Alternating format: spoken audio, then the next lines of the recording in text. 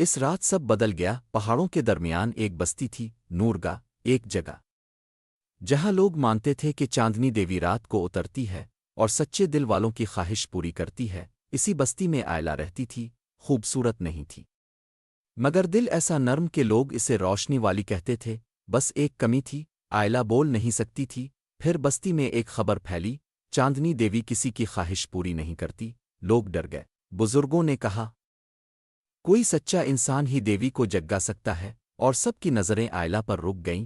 آئلہ اکیلی رات کو پہاڑ پر چڑھ گئی، طوفانی ہوا، اندھیری رات، چاند کہیں نہیں تھا، چوٹ کھاتی رہی مگر رکی نہیں۔ آخرکار چوٹی پر پہنچی، وہاں ایک سنہری پتھر چمکا اور پوری پہاڑیاں چاندنی میں نہا گئیں۔ ایک عورت سامنے آئی، لمبے چاندی جیسے بال، آنکھوں میں نور کی ندیاں۔ چاندنی دیوی، دیوی نے کہا، اے سچی لڑکی، تمہاری خاموشی نے مجھے جگایا ہے۔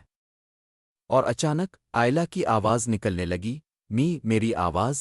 دیوی مسکرائی، جو دوسروں کا درد سہتا ہے وہ خدا کی آواز کا حقدار بنتا ہے۔ دیوی نے اس کے سر پر ہاتھ رکھا اور پورا پہاڑ روشن ہو گیا۔ نورگا دوبارہ جگمگا اٹھی، خواہشیں پوری ہونے لگیں، اور آئلہ کو لوگ کہنے لگے چاندنی کی محافظ۔ کہانی ختم نہیں ہوئی، آئلہ کی نئی آواز اب دنیا جگمگانے والی تھی۔ اس سٹوری کا پارٹ 2 کے لیے چینل کو سبسکرائب اور فالو کر لیں۔ ویڈیو اچھی لگی تو اس کو لائک اور کمنٹ کر کے اپنی رائے پیش کریں۔